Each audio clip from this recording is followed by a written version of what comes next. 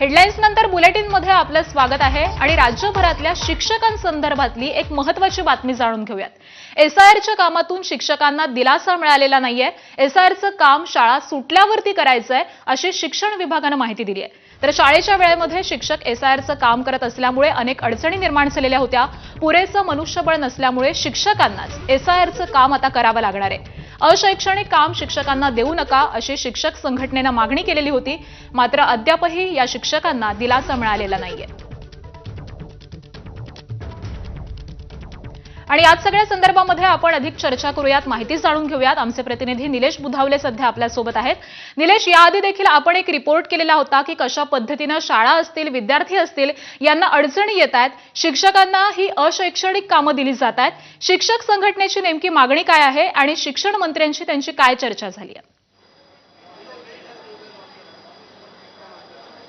या सगळ्या विषयाच्या अनुषंगाने आपण पाहिलं तर गुरुवारी या सगळ्या विषयांच्या अनुषंगाने शिक्षक आमदार असतील किंवा वेगवेगळे लोकप्रतिनिधी असतील यांना जोरदार टीका सरकारवर केली होती की जर शिक्षकच शाळेत विद्यार्थ्यांना शिकवाय नसेल तर विद्यार्थ्यांचं होणारं जे शैक्षणिक नुकसान आहे हे कोण भरून काढणार, अशा पद्धतीचा सवाल उपस्थित केला होता।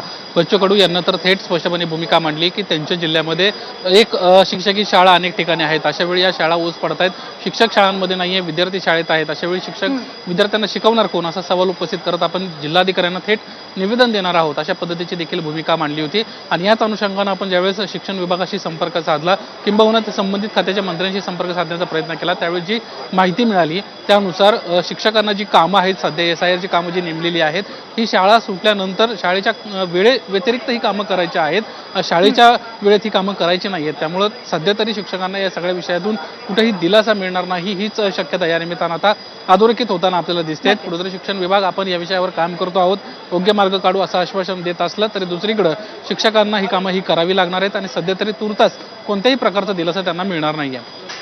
धन्यवाद निलेश या सविस्तर माहितीसाठी।